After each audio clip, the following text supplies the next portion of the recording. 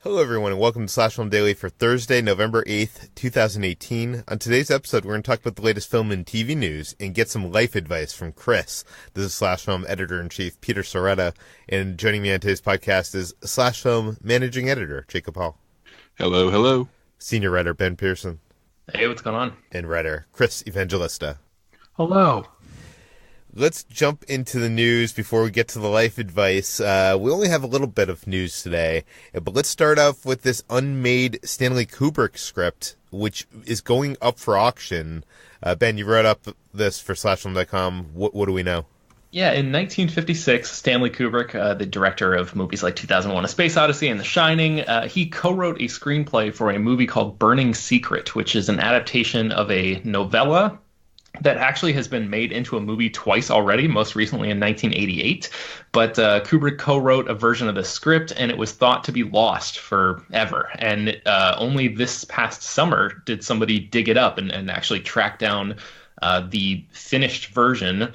And it's like over 100 pages. It's typed. They say that it could actually be made into a movie, in its current form if somebody has the balls to do something like that. But now the script is actually going to be going up for auction on November 20th, later this month, and it's expected to sell for around $20,000. So the question is a filmmaker going to buy it, and would somebody actually be interested in taking on the challenge of trying to finish Kubrick's long-lost work? Obviously this has happened before with artificial intelligence, with AI, the movie that Spielberg directed, but it was a slightly different situation there. Those guys actually knew each other well and were friends and would communicate often. And Spielberg sort of like took the baton from Kubrick. This would be a whole different kind of thing, because the movie version that he was trying to make was essentially nixed by MGM back in the 50s, and he just never got around to exploring the project any further or making it later in his career. So that's basically the gist of what we know right now. This is interesting to me on a number of factors. There are so many scripts in Hollywood that get written that never get made, and a lot of them are, I'm not going to say a lot of them are very good, but there are quite a few out there that are very interesting, and I would love to see made, into a film, but they fall into that, development hell bucket and never seem to ever get resurrected.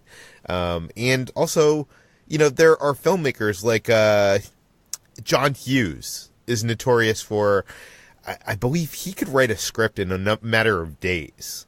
And I think his family says that there's,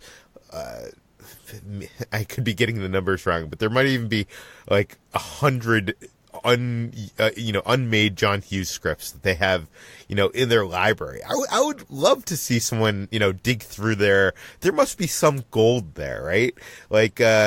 Not every unmade script is bad.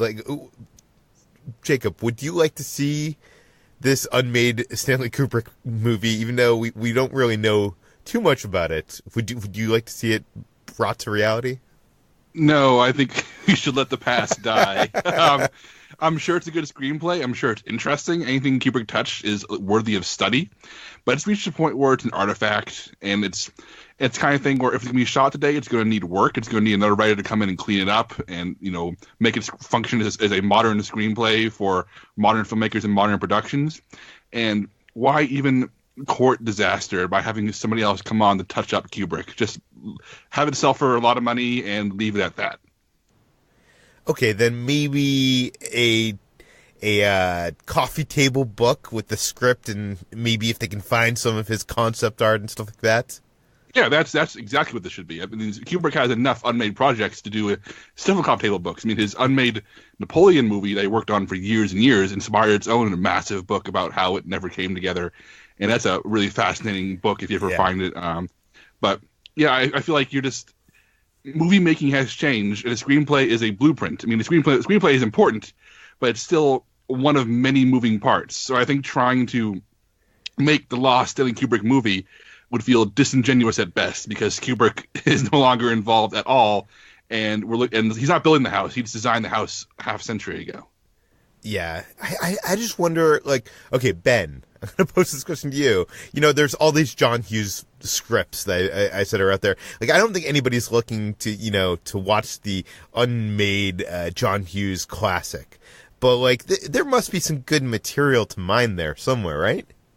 Yeah, I think so. I wonder if maybe you could do like an inspired, like use that as like a story jumping off point. If somebody were able to, I don't know, I'm sure you have to jump through a bunch of hoops to get permission from the Hughes estate and stuff like that. But yeah, I think you're right. I mean, I'm sure there's, with a guy as prolific as that and as, iconic a writer, especially as that, I feel like, yeah, there's tons of good stuff probably just sitting in those scripts, little scraps of ideas that could be fleshed out and maybe adapted into different things in the modern day. But I am not sure if it's practical to assume that anybody would ever actually get that opportunity.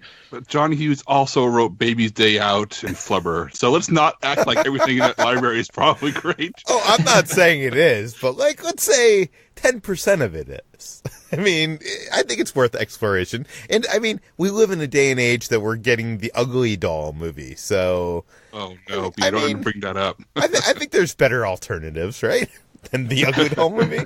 But let's move on to an exclusive story that we broke today, and that involves the casting of the Watchmen TV series over at HBO.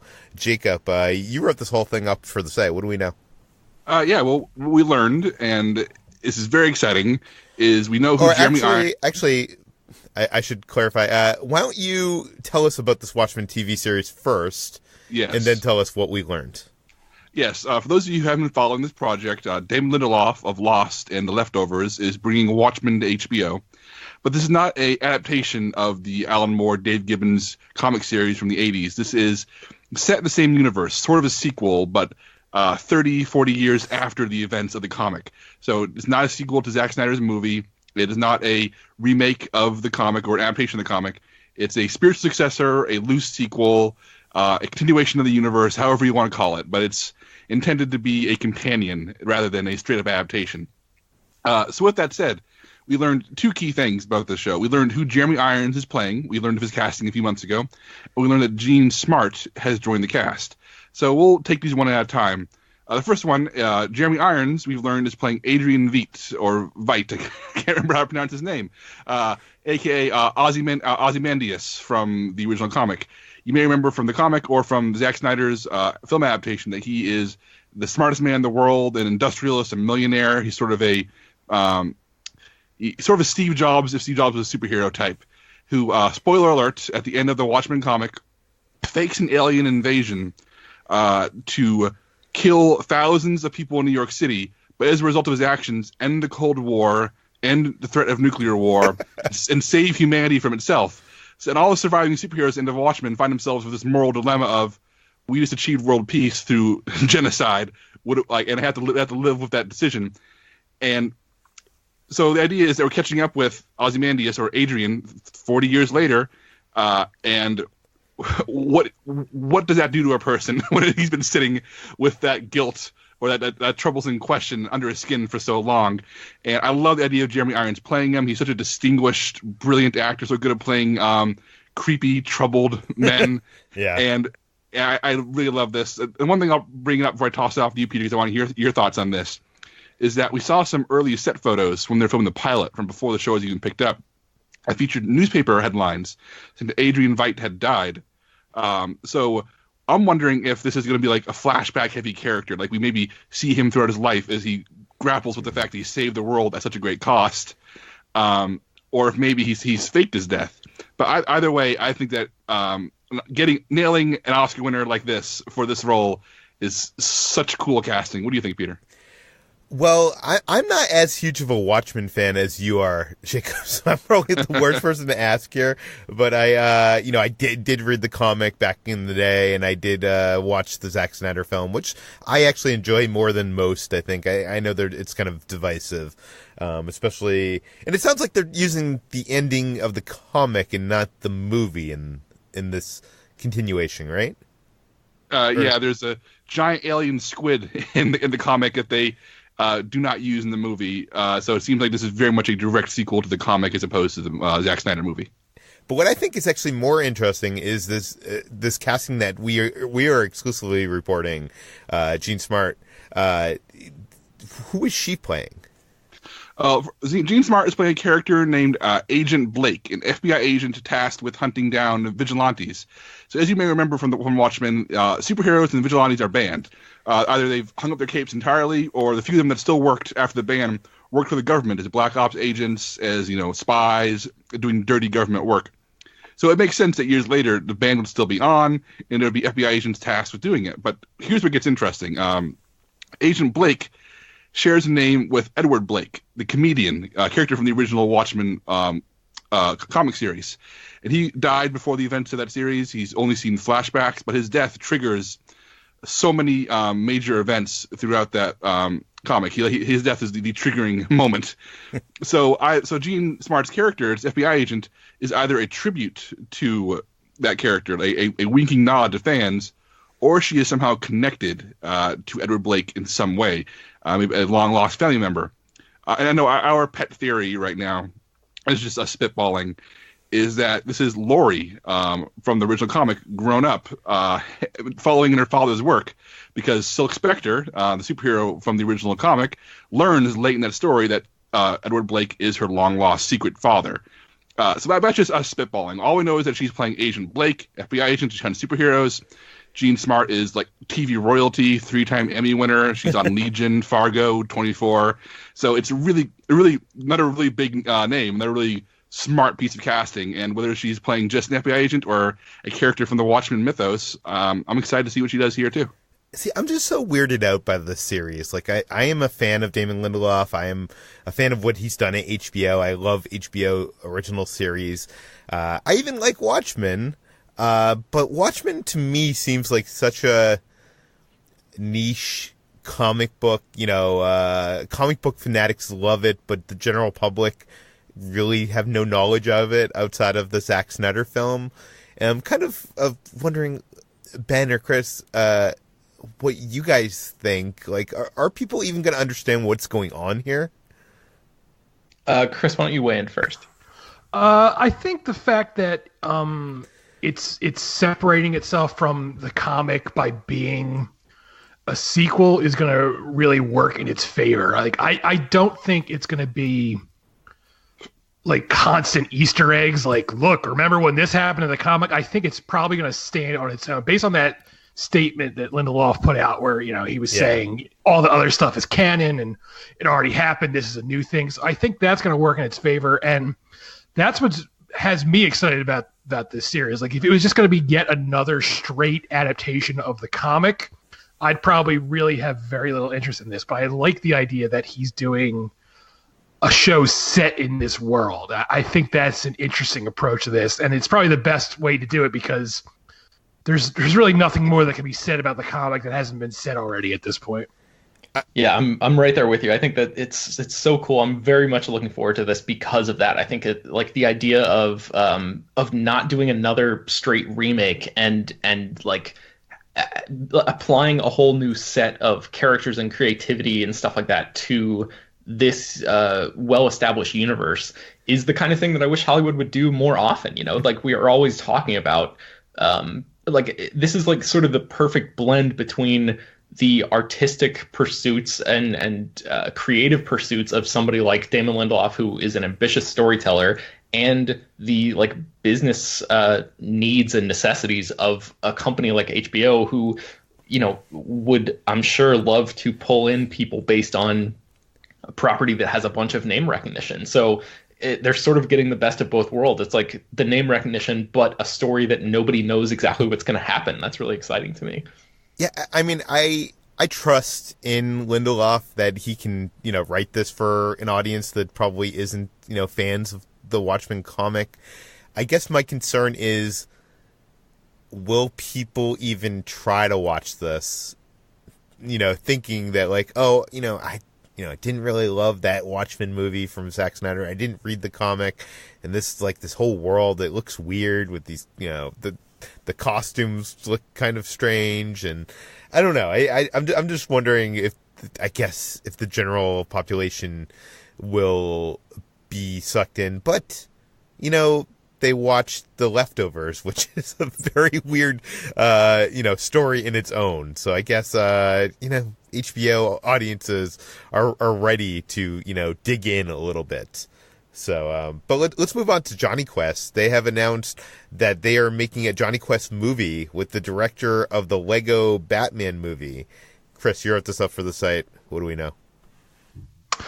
So Warner Brothers has been trying to make a Jonny Quest movie since at least the 90s. And at one point in 1995, Richard Donner was going to direct a movie with Fred Decker, the guy who directed The Monster Squad, writing the script. That never happened. Then in the early 2000s, The Rock and Zac Efron were going to star in a live-action movie. That never happened. And then around 2016, Robert Rodriguez became attached to direct. And he was supposed to kick off this whole Jonny Quest franchise that Warner Brothers was hoping would be like the new Harry Potter for them. And that too never happened. But now Chris McKay, who directed the Lego Batman movie, is in charge of the film. It's not clear if he's going to use the script that was written for the Rodriguez movie or if they're going to start fresh, but that's where it is now. He's going to be directing the Jonny Quest movie, and we'll see if it actually happens. Because like I said, they've tried this multiple times, and there's always a chance this won't get off the ground either. Is there anybody here who loves the Jonny Quest series? I loved it back in the day. I mean, I'm more in love with the iconography than with the series itself. I love the globe-trotting 60s set, colorful two-fisted adventure stories. I love that aesthetic. Right? I can't say I have a genuine affection for Jonny Quest, but I'm ready for that aesthetic to come back, especially if they make it a period piece. Shoot it like Peyton Reed shot Down with Love, like it actually was made in that period, and I'd be super down for Jonny Quest. Is Chris McKay the person to do that? I don't know. Chris. I feel like Lego Batman movie is really lovely. It's optimistic and wonderful and like hopeful in a way I think Jonny Quest should be. Because as Chris writes in this article, the last thing we need is a grim and gritty Jonny Quest movie. That sounds like a nightmare. It's like it'd be like making a grim and gritty Superman. We all saw how that turned out. But I want to know if Ben has any thoughts on this. Ben, does Jonny Quest mean anything to you? I actually, so I watched a handful of the Hanna-Barbera cartoons, but I feel almost embarrassed to even admit this to you guys, but I watched this show called The Real Adventures of Jonny Quest, which came out in like the late 90s, and it was, looking back on it, I thought it was really cool at the time, but looking back on it, I'm sure it was like very, very ridiculous, because it was all about like Jonny Quest in virtual reality, which I can't imagine. I remember this. This was terrible. Yeah, it was. I mean, I loved it at the time. That's all I have to say, and I guess I have to embrace that and admit to it. But I'm sort of like you, Jacob. I feel like the aesthetic is really cool. I'm just not sure if that story, like they've got Jonny Quest's best friend is a kid named Haji, and like that played way differently in in the 80s or whatever than it would in 2019. So I'm just not sure if like the like you're saying, the aesthetic is really cool, but I don't know if like the politics of the show or like some of the I don't know, the finer points are going to translate very well to a movie. I wonder if that's some of the stuff that people have gotten hung up on over the years. Well, I would assume that they would have to polish those bits if it's going to be, a family-friendly adaptation for, modern audiences today. But let's move on to ILM, Industrial Light and Magic, who, as the people who make the special effects for the Star Wars movies, Pirates of the Caribbean, like all like the big budget films. They are now going to take a step into the world of the small screen, into TV. Ben, tell us about it. Yeah, so ILM has launched a brand new division called ILM TV, which, as the name suggests, means that it's going to be stepping into the world of streaming and episodic TV. So the first two shows on ILM TV's docket are the sci-fi Superman prequel series Krypton, which is currently in its second season, and the upcoming live-action Star Wars show The Mandalorian, which Jon Favreau is developing for Disney Play, which is the new Disney streaming service. So that's basically the big news here, is that ILM has started its own TV branch, and of course the new Star Wars show is going to be one of their first big projects. That all makes sense because ILM was basically founded because of the first Star Wars movie in 1975, when George Lucas was first developing the very first Star Wars. He sort of got that up and running under the Lucasfilm banner, and obviously now Lucasfilm is under the Disney banner, and it's all sort of in the family now. Yeah, that is cool. Not that ILM hasn't done TV stuff in the past, which they have, but it's interesting that they're gonna have a bigger foothold into TV, and I'm sure they they haven't announced any other projects, but I'm sure like these Marvel TV series that I guess haven't even been formally announced by Disney. I'm sure ILM is probably going to be doing the visual effects for those as well, which is kind of cool. Mm-hmm. But let's move on to our last final story before we get to the life advice, and that is that Pacific Rim is getting an anime, which is coming to Netflix. Jacob, what do we know? Yeah, one of the cool things about Netflix is that it reaches international audiences. It means they're creating shows and movies for people who aren't just Americans, and that means animes based on popular movies and TV shows. In this case, Pacific Rim. It's a new series. I'm going to read the synopsis here. This original anime series follows two siblings, an idealistic teen boy and his naive younger sister, who are forced to pilot an abandoned Jaeger across a hostile landscape in a desperate attempt to find their missing parents. That sounds cool. That sounds like more Pacific Rim. And even though I wasn't a big fan of the newer movie, I think there's a lot of promise in this world. And as H.T. Hoitram Bui writes in her article on Slash Film, the one issue here, and something that I'll be curious to hear some more seasoned anime fans' thoughts on, is that Pacific Rim is a live action embodiment of so much classic mecha anime. It's thrilling to see in live action these concepts that have been in anime for decades. So by bringing it back into anime, are we losing something special, or will it be more of the same? I'm not sure. I mean, I'll check this out because I like Pacific Rim. We'll see, though. I guess the other big news is that Altered Carbon, the Netflix series, is getting a anime spin-off that will be set in the same universe, along with a few other series. Let's see. I apologize in advance, Japanese listeners.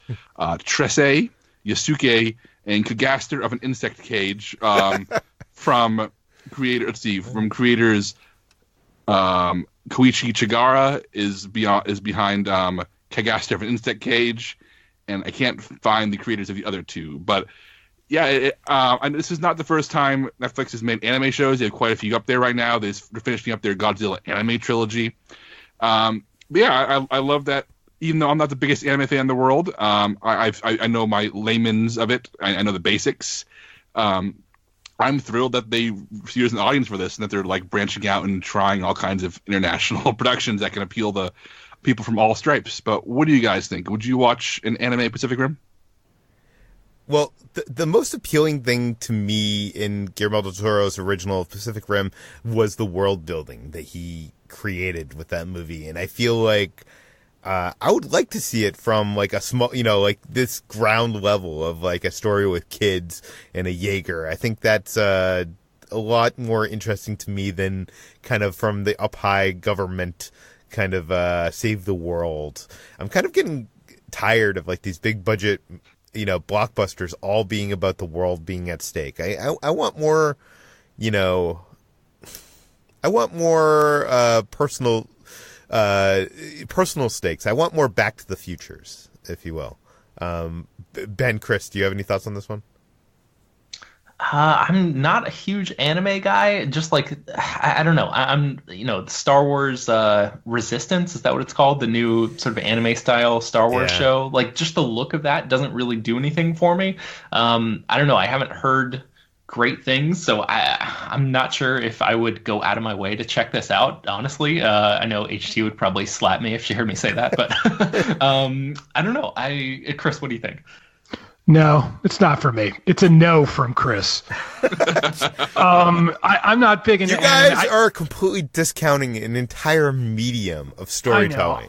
Well, I can never get into anime. Like, every time I see it, there's just something about the animation that turns me. I can't like put my finger on it, but I've never really gotten into it for some reason. You don't even like the like Studio Ghibli stuff, like the Miyazaki movies? This is where I get punched, where I admit I've never seen any of those movies, and because I'm like overwhelmed and I don't know where to start. So I'm not gonna write off the entire thing because I watched I think it was what is the name? Your Name last year, and I really enjoyed that on HT's recommendation. So I'm not like I'm not writing off anime as an entire medium, but just like the combination of the style that I'm not, the visual style that I'm not always enthralled with, and Pacific Rim, which after that second movie, I don't know if I'm interested in any more Pacific Rim ever again.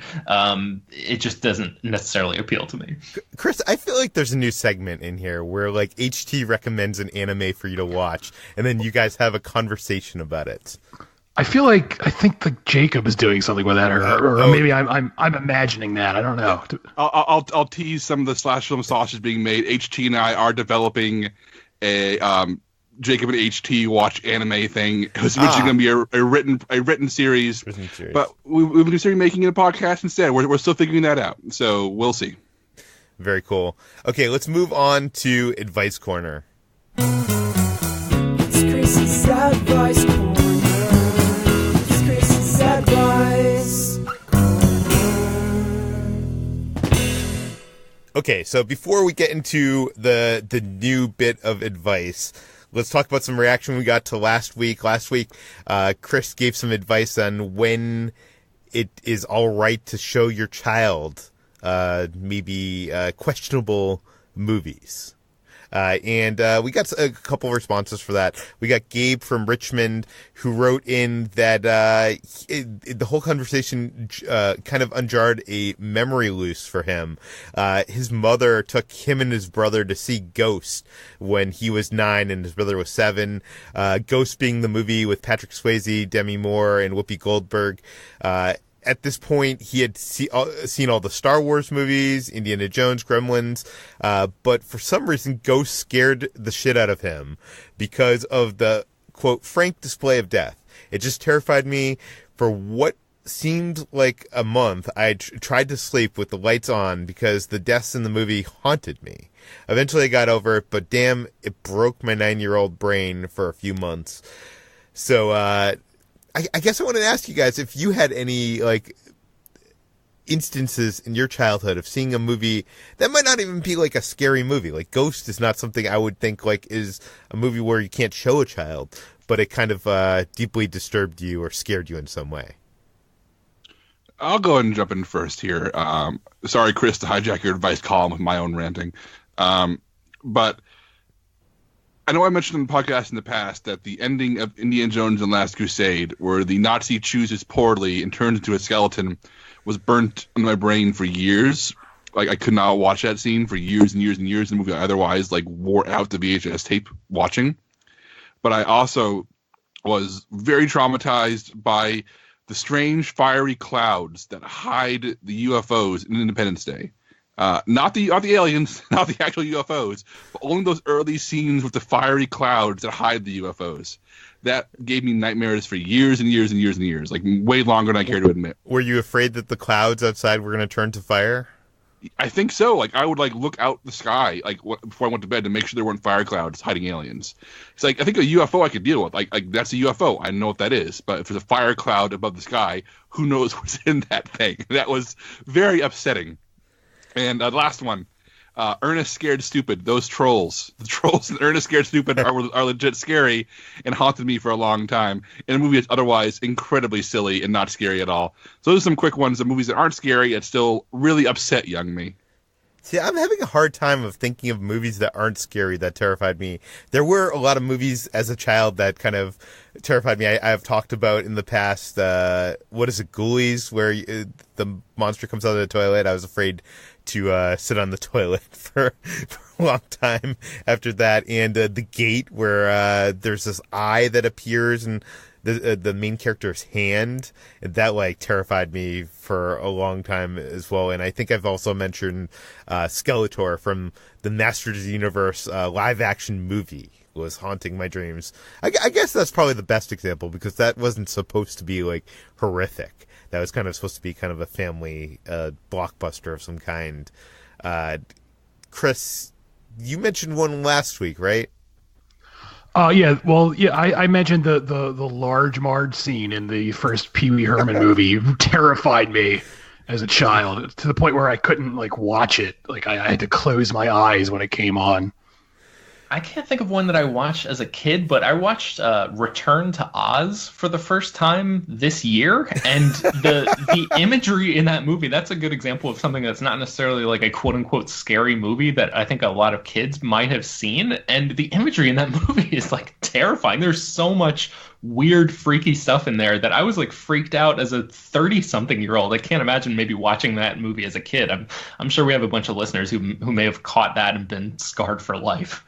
Yeah. Kevin H. writes in that Chris gave good advice on the show. The part you missed is that no matter what you show a child, be ready to answer any questions. Sometimes it can be great to teach a lesson, even if just an uncle that they see once a week. For example, the movie 8th Grade, even though it's rated R, it's a great tool to educate kids, this person says. So, I mean, I think we said last week that none of us have children, so we probably don't think in the proper way of showing children films. Jacob, you weren't on last week, actually. So briefly, what would be your line of what to show children? I think it's entirely about knowing your kids, knowing what the limits are. I feel like the idea of growing up, my mom had certain lines. Certain things were allowed, certain things weren't. And at times it was frustrating when I was young, but I realized because she knew her kids. She knew what would bother us. She knew where our limits were. And she knew what questions we would end up asking. She didn't hold extremely tight reins over what we watched, but she was careful. And when I was 8 or 9 years old, she realized, okay, maybe it's time to watch Predator, but I'll watch it with them. Or maybe it's time to watch Terminator, but I'll watch it with them. And then as the years went on, she would able to give us a lot more leeway by watching how we responded. And I want to respond to Kevin H's email directly because a friend of mine, another Austinite, who has 2 young sons, told me a story, and I think it's an amazing story for this question, but how he put on Big Hero 6 for his toddler, thinking, he'll enjoy the superheroes, enjoy the animation, have a great time.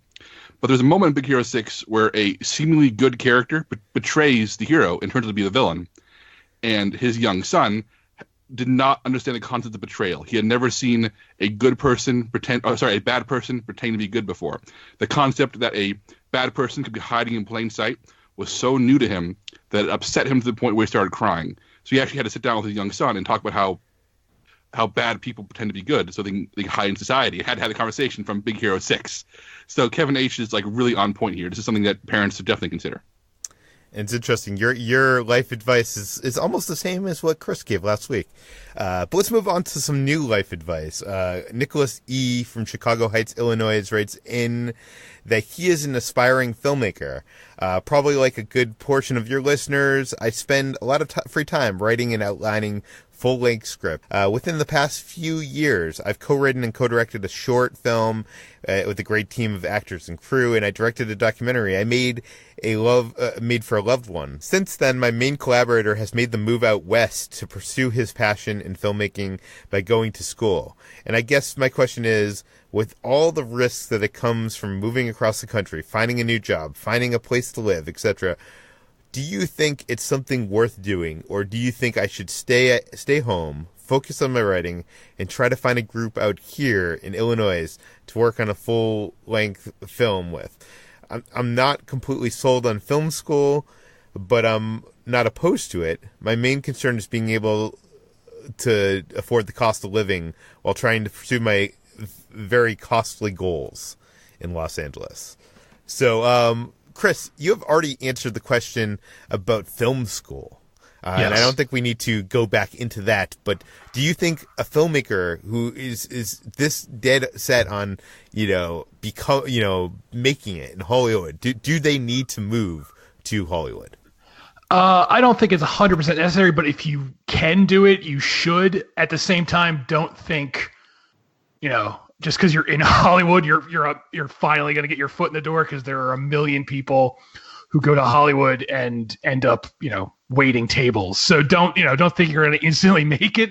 But I do think that, as they say, that's where the action is. And, if you're young enough and if you have the ability to do it, do it. Like, I wish when I was younger, I had moved to New York City, because it would come in handy a lot now in my career, writing about movies. But I can't really do it now because I have a wife and a house and a mortgage, and I can't, just uproot and move into an apartment in New York City. But when I was younger, I probably could have done that, and I wish I had.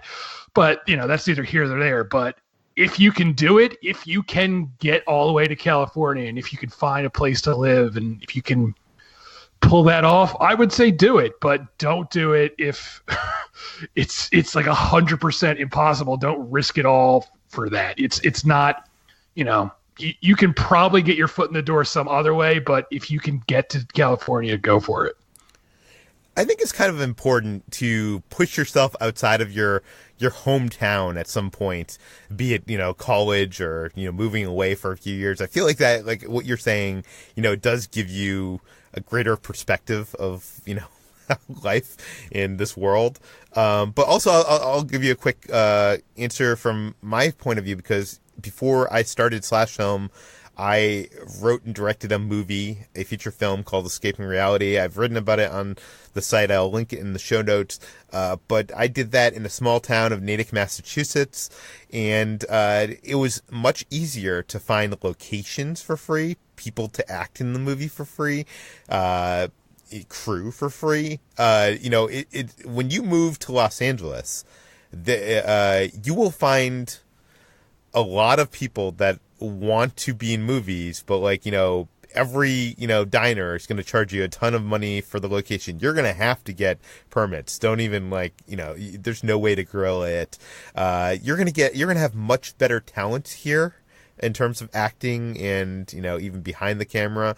But it might be harder to get those people. It might be easier to do it in your hometown.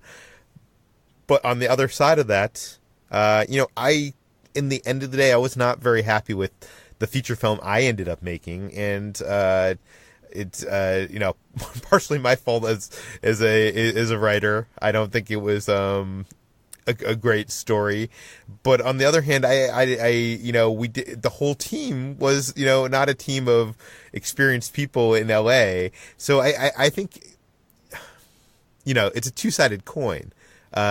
Jacob, do you have any thoughts on this? Yeah, I mean, as Chris said, the industry is in Los Angeles. The industry is Hollywood.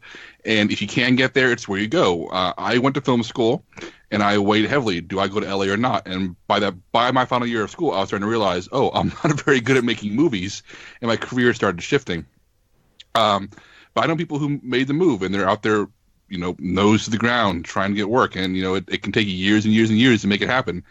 Just today, someone I follow on Twitter, a writer, talked about how he's been in Los Angeles for 15 years, and his second movie is finally being made, and he's lucky at that. So if you can get there, and you can afford it, and you can be happy there, yes. I mean, it is where you should be. It is the industry. It is where the talent is. But there are lots of people working, outside, making smaller stuff, scrappier stuff. I mean, if you want to stay in Illinois, you probably have to hold down a day job somewhere while you make your movies. That's just how it works. I mean, in Austin has Austin film community is a little luckier. There's a lot of production houses here, a lot of studios, a lot of stuff is shot here, a lot of indie stuff is shot here. So I know a lot of people making livings as editors and post-production people, as people working on set. Very few actual directors make a living here, but lots of crew do. So if you don't want to move to Los Angeles, definitely consider looking at your area or adjacent areas where you can get jobs on crews, because you're not going to make a living as a writer-director right away. You're going to have to either get a day job or work a crew. So that's what I'll add. Ben, what is your advice? I would say make your feature where you are, and maybe make 5 features where you are. And if you're still interested at that point, then you come to LA with a portfolio of work that you've done, and you can remake some of that same stuff if the script is great or whatever, and you don't think that it's necessarily up to par, but at least you'll come to LA with something in your hand, instead of just being one of the million people who show up and just say, hey, give me an opportunity because I'm here. Like, that's not good enough anymore. That may have been good enough back in the early days of Hollywood, but I feel like, you've got to have the experience, and that maybe is arguably more important than where you are at this point in your career. Chris, do you have any final thoughts on the matter? I do think what Ben says is a good idea. I mean, maybe I was just presuming this individual had a portfolio already, but if you don't have the work to show for it, yeah, you need something to show. So, well, he says he co-directed a short film and he co-directed a documentary, or he directed a documentary. I mean, yeah, that's something. I mean, but yeah, if you should definitely try to make something there. I mean, look at, this might be a bad example because he's not the best filmmaker, but look at Kevin Smith. I mean, he worked entirely out of New Jersey, and as we all know, New Jersey is a shithole, but he made it. So, you never know. So Chris has spoken. Make something in your own neck of the woods, and then try to move your life out to Southern California and see if you can make it there. I would even say, give yourself an amount of time. Give yourself a year or two, and if you can't, then move back. I'm sure you're young at this point, so you have some time. But the Advice Corner theme song was created by Love You Wally. You can write in your emails to the Advice Corner at peter@slashfilm.com. Or if you want to send questions in for the mailbag, which doesn't have to be about life advice, you can send them to peter@slashfilm.com. And you can find all the stories we talked about on today's podcast on slashfilm.com, linked in the show notes. You can find this podcast, Slash Film Daily, on iTunes, Google Play, Overcast, Spotify, all the popular podcast apps. Please go to our iTunes page. Give us a 5-star review. Tell your friends. Spread the word. And we'll see you tomorrow. All right. Wait, Chris. You didn't call the guy that was scared of ghosts a wuss. That was an off-air thing. I don't want to be mean unless you're going to include this in the show. In which case, I apologize, sir. I don't really think you're a wuss. I was just kidding. Okay. I was scared of ghosts too. There's some scary stuff in Ghost. Like the part where he gets killed, he has this like hallucination where he's in bed with a statue, and it's terrifying. It's a terrifying scene. So I understand where this person is coming from. Way to backpedal.